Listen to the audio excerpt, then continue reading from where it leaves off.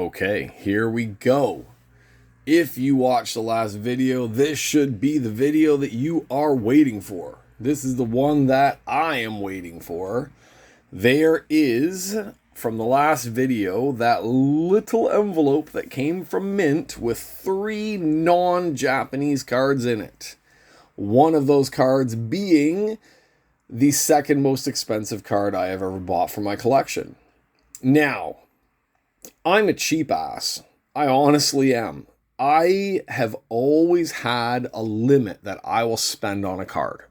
Sometimes people offer me cards that I would like for my collection, and I'm not going to pay that price on some of the stuff. So, this card, definitely worth it. Definitely worth what I paid for it. We're still not telling the wife what I paid for it. She has no idea that I'm getting this card.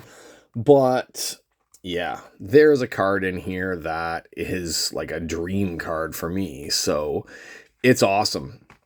Now, I did say in the last video I was going to pull out like the 5 cards that I spent the most money on. I can't even think anymore of what cards I spent. Well, I know which card I spent the most money on, but I can't think of which cards cost me the most. Because a lot of cards, like, the value was high, the price I paid was high, but then I sold a couple of cards that I didn't pay much for to get a hell of a lot more money for them to be able to get other cards. That's the way that I've kind of always done this stuff. Is like, if we take Liv here, for example, I love bringing out this Liv card, the Liv 101 card from NXT. All right, I know the coloring's a little off, but you can see right there, there's the Liv 101. Now, Liv 101, I bought that NXT box that had 10 autos in it. I bought that box for $79 US. So $79 US with 10 autos inside of it. This auto cost me $7.90. Technically, that's the way I look at it. It was a $7.90 card. I traded it away for about $250 worth of cards. That was about the value of the cards I traded it away for. The person who I traded it away for, like two, ended up wanting to resell it a few years later and contacted me back. And I got it for less than the trade value that I traded it away for in the first place. And all I did was I took one card out of my collection that I got from a box that cost me about $55. And I sold it for a lot more. And I used that money to buy Liv back. So to me, this card, I know what I paid for this card, but I also got the gold out of 10, the red base, and the gold base, like the non-autos, for the price that I paid. So to me, this is not an expensive card. Originally, the card cost me $7, less than $8, but it's still one of the higher ones I paid. Another one that technically I paid somewhat of a high price for is the Naomi 101. Now, if we put it into the light, there's a crease right down the damn middle of it. Right? There's a crease right through her hair, right down the middle of it. The back is not creased, but the front is creased. The guy who had this card used to be in a lot of the card collecting groups on eBay, or not on eBay, on Facebook, and he turned into a total scammer to a lot of people. Nobody deals with this guy anymore. I don't know what happened to him, but he damaged a few cards. Another friend of mine got an Undertaker card from him with the exact same type of damage down the middle.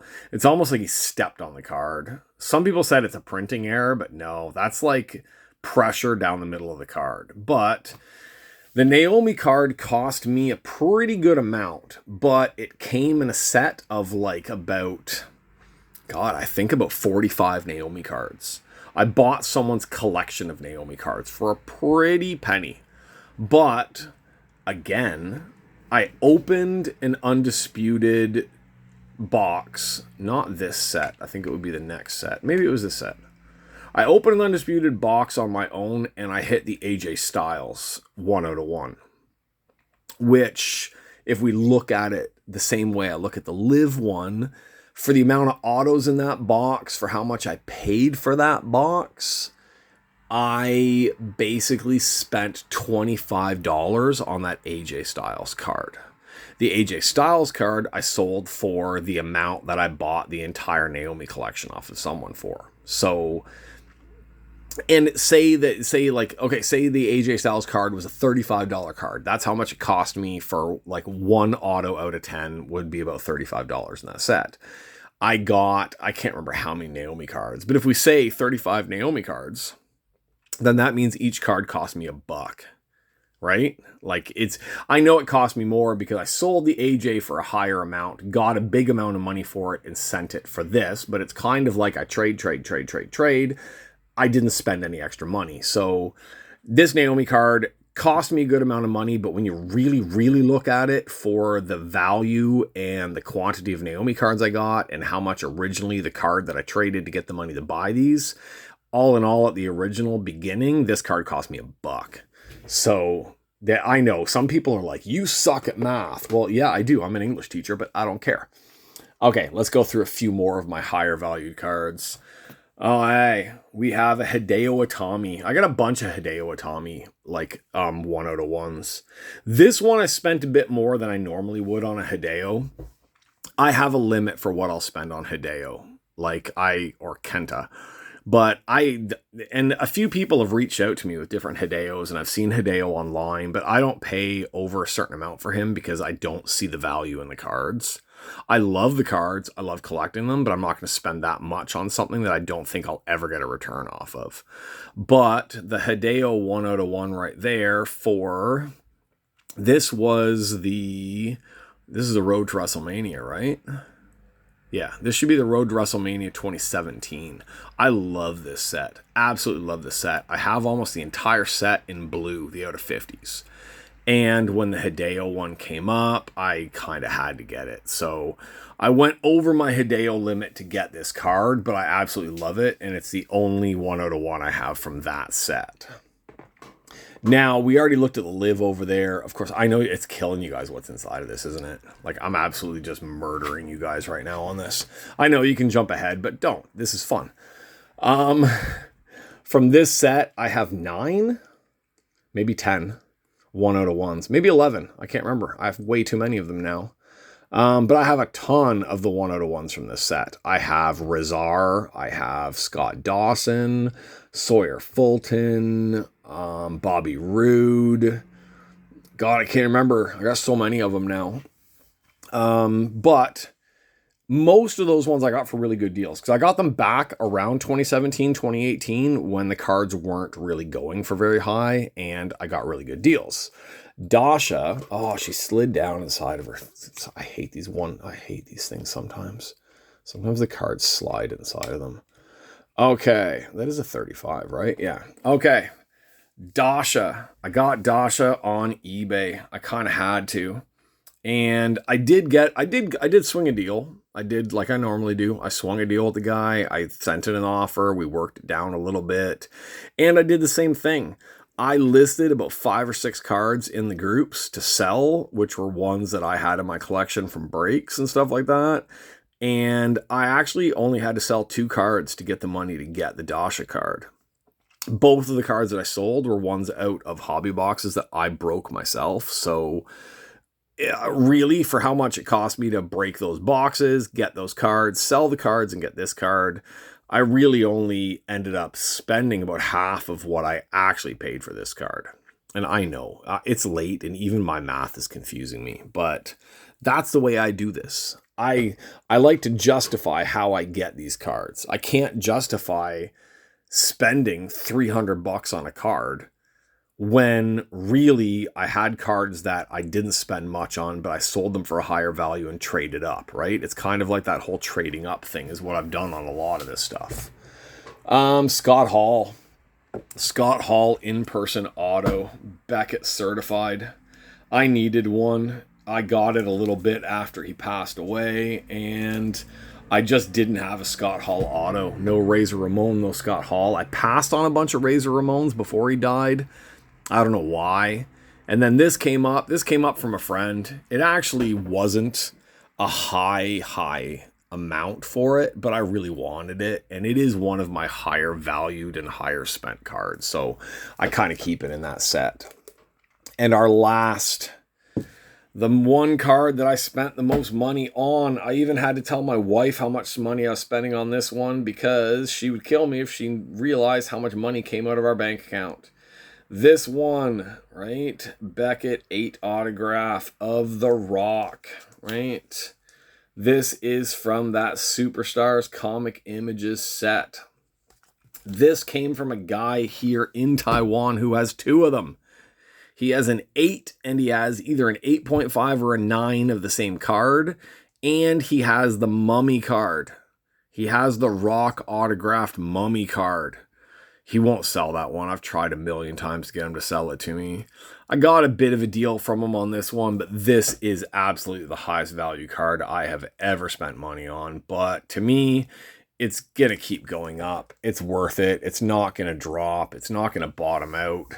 Even I think if he ends up signing at some point, like some cards at some point down the line when he needs to pay off his XFL stuff, I still think because this is like the only WWF card that he ever signed, it holds its value. So there's my number 1 most expensive card that I've ever bought. Inside here is number 2. All right, we killed 11 minutes rambling on, and all you guys want to do is see me open this damn thing up, right? So let's get into this, and let's see what type of stupidity I did this week. Okay, first card coming up, not worth very much at all. I don't care. We have an Ivory Divas Material Girls matte relic. I don't care. It was in the same shop and I just liked it. You have received a Material Girls card containing a piece of authentic used ring from the Royal Rumble used by Ivory. So Ivory at some point stepped on, fell on, boobed on, whatever it is, that part of the mat, and now it's in that card for me. So I like some of these older relics from a lot of the Divas stuff, so I figured I would just grab this one since it was at the same shop. So that is not one of the 10 most expensive cards I've ever purchased. Not at all. Alright, our next one coming out. This is just for my personal collection that I have. I have probably more gold of this guy than anybody else. Is good old Roderick Strong. Again, it was at the same store as the expensive card, so I grabbed a couple extra cards to get sent with it, just because why the hell not, right? I already have Roderick Strong from this set, but I didn't have a gold. I have a lot of Roddy. I don't know what's going to happen with him in AEW now. I think he's just going to be pushed to the background and he's not going to get used very much. I wish WWE would have had more faith in him and more things for him to do. I love Roddy, so I figured why not get another out of 10 for the collection, this time from the NXT set. Okay, here we go. The anticipation has been building. There is the card inside. We can't see anything from it. I am not going to say how much I spent on this card because it doesn't really matter how much I spent on this card. It may stay in my collection. It may go on eBay. It may get sold in some of the groups. It may go to a personal sale to somebody else. But I wanted this card in my hands and I just wanted to say that I owned this card. Even if it's for a short time or if it's for the long term, I owned this card. There are only 3 of these cards. Only 3. And technically, there's only 1 of this card because it's a 1 out of 1. It's a 1 out of 1 Undisputed. It's a 1 out of 1 Undisputed cut auto. Can you see who it is? Probably not yet. The 1 out of 1 cut autos. Never thought I would own one of these. Never thought I would see one of these. Always hoped that I would break one of these in a box and be absolutely surprised. I've hit almost any type of card you could possibly hit from all the Undisputed boxes and cases I've opened over the past couple of years, but I've never had a cut auto. And this cut auto was one of the people that just made me love wrestling as a kid. Absolutely made me love wrestling as a kid.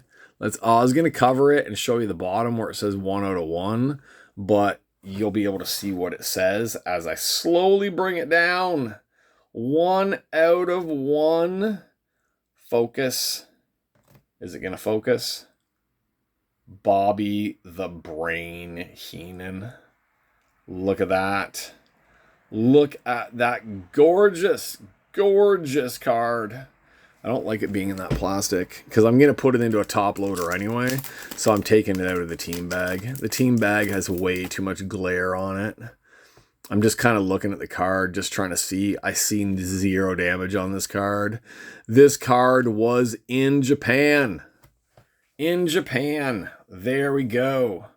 This is the 2021 Undisputed set. 2021 Topps WWE Undisputed. There were only 3 cuts that year. Chief J Strongbow, Bobby the Brain Heenan, and I think, was it Mr. Perfect? Now I can't even remember who the other cut auto was on that one. Umaga? No, I think Umaga was 2020 because my friend got the Umaga and had to wait like a couple years for them to finally send it out to him. But, oh, look at that beauty. I know the auto's kind of crazy because it's a cut off of a bigger picture or something like that, but I don't care. It's a Bobby the Brain Heenan.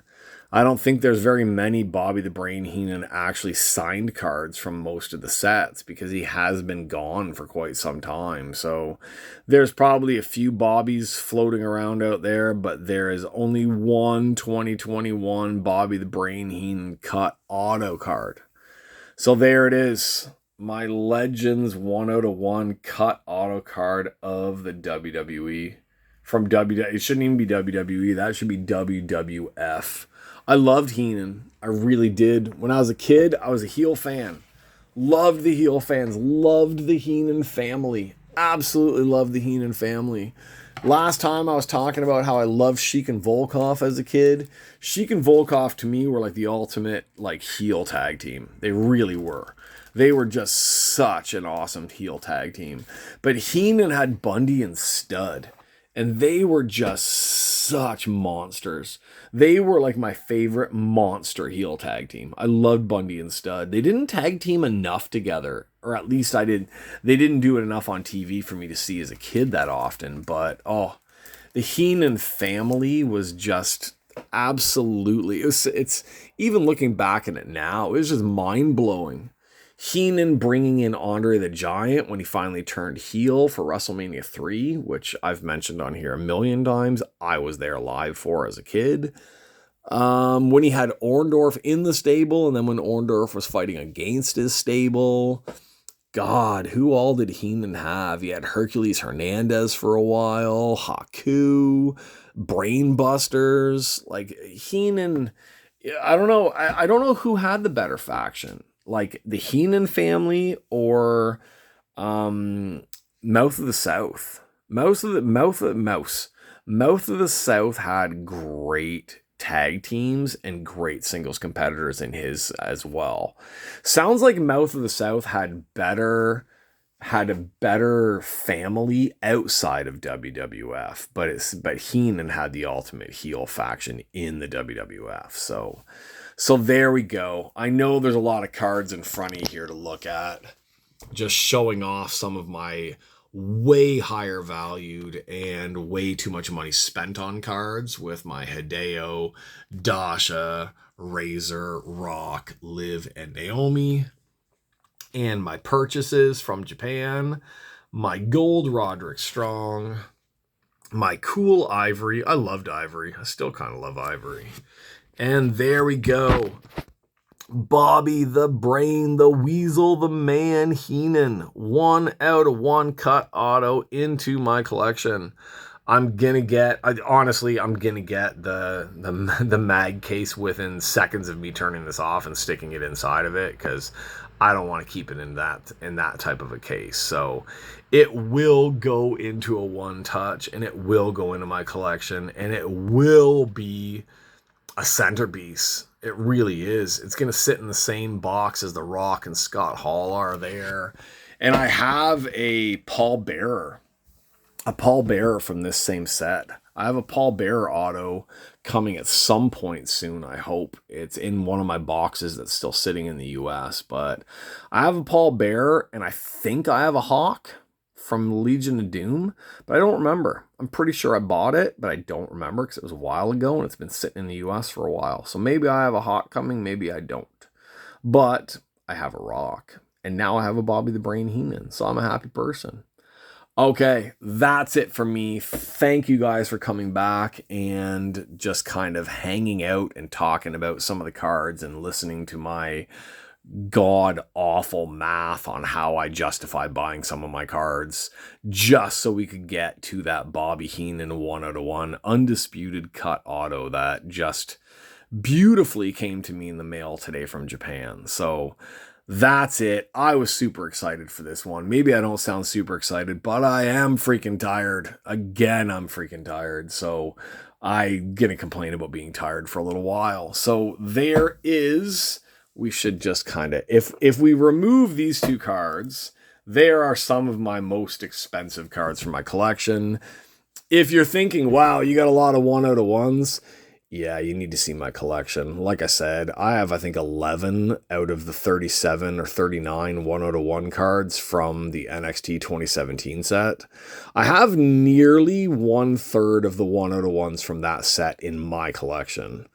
I have at least 4 or 5 Hideo Itami 1 out of 1s. I've got about 9 or 10 Naomi 1 out of 1s, whether they're base, relic, or auto cards. I do, if I made up a 1 out of 1 box and just did a video showing off my 1 out of 1s, people would probably want to hunt me down, kill me, and steal my cards. So that's it. That's it for me this time. Thanks for hanging out. Thanks for coming to see my monster purchase of my Bobby the Brain Heenan auto card right there. If you're new here, like I say on the other videos, just you never heard me say it because you're new, like, subscribe, follow. Well, like, subscribe and follow are the same thing, right? Like, subscribe, comment, let me know what big cards you have in your collection. Let me know if you have any 1 out of 1s from this set, because I will do some serious wheeling and dealing to get a couple more red 1 out of 1s from that set into my collection. Share it away, let people know that the 1 out of 1 Bobby the Brain Heenan card has surfaced. It surfaced in Japan, it flew to Taiwan, and it's sitting here with The Rock and Scott Hall and Liv and everybody else in my collection. Okay. Once again, these videos are kind of superseding some of my break videos, so stay tuned. There's videos coming up of some really nice breaks.